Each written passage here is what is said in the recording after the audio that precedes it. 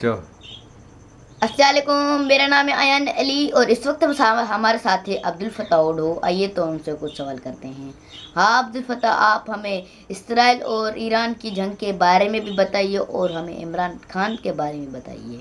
बिल्कुल अयान अली, एक जानब इसराइल और ईरान की जंग जारी है तो दूसरी जानब पाकिस्तान की सूरत हाल भी काफ़ी मुख्तलिफ होती जा रही है। उस पर भी हम बात करेंगे। दोनों मौजूद पर इमरान खान ने जो मुल्की एहतजाज की कॉल दी है उसके बारे में बताएंगे, लेकिन ईरान के बारे में हम सबसे पहले बात करेंगे।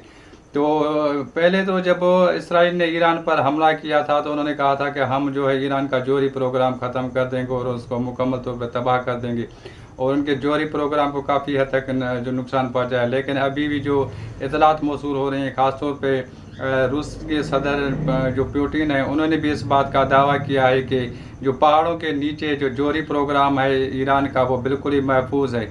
और दूसरी जानिब जो ताबड़तोड़ हमले जो है वो ईरान इसराइल पे कर रहा है, जिसके बाद जो है इसराइली अवाम में काफ़ी अब तक जो है खौफ व हिरास पाया गया है, और अब वो ये नारे लगाने पर भी मजबूर हो गए हैं कि ट्रंप आओ और हमें बचाओ, क्योंकि उनको पता है कि जब ट्रंप आएंगे तो ही उनकी जान छूटेगी। क्योंकि इस वक्त जो है जो ईरान है वो किसी भी तरीके से जो सरेंडर करने के लिए तैयार नहीं है, क्योंकि अमेरिका ने उनसे कहा था कि आप ऐसा करें कि आप सरेंडर करें और गैर मशरूत तौर पर हथियार डाल दें। तो अगर तारीख उठाई जाए, चाहे वो सदर सदाम हुसैन हो या कर्नल कज़ाफ़ी हो या दीगर जो भी इस्लामी रहनुमा और सरबराह हैं, जब भी मुल्क मुस्लिम ममालिक के ख़िलाफ़ जो दुश्मनी पर आकर जो है उन्होंने हमला किया, चाहे वो अफ़गानिस्तान पे हमला किया, तो किसी ने भी जो है वो सरेंडर नहीं किया था, किसी ने भी हथियार नहीं डाला था, यहाँ तक कि उन्होंने अपनी जान गंवा दी। तो इस वक्त जो जौहरी प्रोग्राम है ईरान का वो मुकम्मल तौर पर महफूज है, और ये जो अमेरिका यही चाहता है कि जो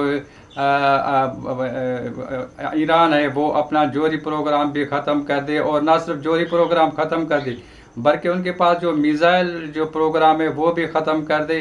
तो ये बात जो है ईरान जो है मुकम्मल तौर पर मानने के लिए तैयार ही नहीं है। वो यही कहते हैं कि हम आखिरी दम तक जो है वो लड़ेंगे। और अगर दूसरी जानब देखा जाए तो इसराइल के अंदर काफ़ी हद तक, मैंने जैसे पहले ही कहा कि एक खौफ का आलम है, और वहाँ पर जो है जो अवाम है इसराइली वो ये नारे लगा रहे हैं कि ट्रंप आओ और हमें बचाओ, क्योंकि ट्रंप ने डायरेक्टली तौर पर भी अभी भी जंग में वो मुलवस नहीं। ये अलग बात है कि वो उनकी पुष्टपनाही हासिल है इसराइल को अमेरिका की। तो अभी भी सूरत हाल ये है, और अभी भी आज के इस वक्त की सूरत हाल ये है कि ईरान ने मज़ीद जो मिज़ाइल फायर किए हैं, और सजील मिज़ाइल जो है सजील मिज़ाइल वो भी उन्होंने इसराइल पर जो है उन्होंने फायर किया है, और ये पहली बार हुआ है कि सजील मिज़ाइल जो है उन्होंने दाग दिया है।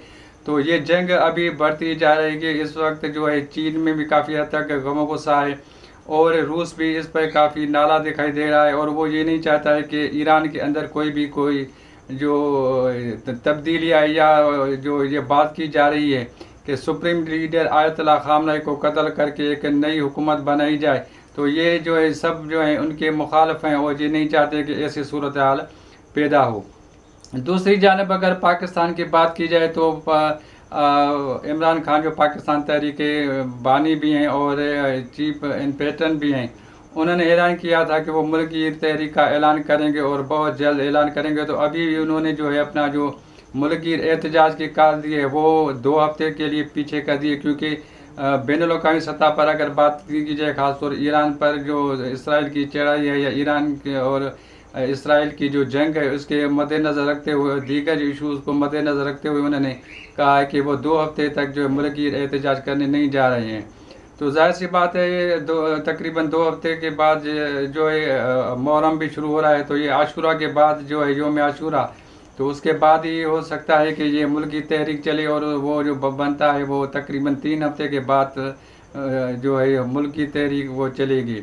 और दूसरी जानिब अगर देखा जाए तो फील्ड मार्शल आसिम मुनीर ने भी जो अमेरिका में डोनाल्ड ट्रंप हैं जो सदर हैं यूएसए के, उनसे मुलाकात की, और बहुत ही खुशगवार मुलाकात रही है, और अहम इशू पर जो उनसे बातचीत की गई है दोनों अहम शख्सियात के दरमियान, और उनके बारे में भी बताया जा रहा है कि ख़ास तौर पर जो मुल्क की सूरत हाल है या बैनुल-अक़वामी सूरत हाल है उस पर उन्होंने तबादला ख्याल किया हुआ है। तो अब तक की सूरत हाल ये है कि ईरान के अंदर जो रिजीम चेंज की बातें हो रही हैं उस पर जो है ये ख़ास तौर पे चीन है और ख़ास तौर पे रूस है, वो नहीं चाहते हैं कि कोई भी रिजीम चेंज हो, कोई भी तब्दीली हो। और अगर ये तब्दील आई तो बहुत ही ख़तरनाक साबित होगी। और अगर ऐसी सूरत हाल हुई, अगर इस जंग में अमेरिका कूद पड़ा तो हो सकता है कि किसी न किसी तरीके से फिर इसराइल भी जो है के ख़िलाफ़ जो है रूस भी खड़ा हो जाए और इसराइल के ख़िलाफ़ जो है वो चीन भी खड़ा हो जाए और ये जो जंग है वो बड़ी वसी हो जाए। तो यहाँ तक अभी तक सूरत हाल है। जैसे जैसे अपडेट आती रहेंगे हम आपको आगाह करेंगे और आपको बताते चलें। अगर हमारा आपको यूट्यूब चैनल पसंद आए तो हमारे यूट्यूब चैनल AFO न्यूज़ 786 को ना सिर्फ लाइक करें, सब्सक्राइब करें, बल्कि अपनी कीमती राय से भी हमें ज़रूर आगाह कीजिएगा। जी अयान अली।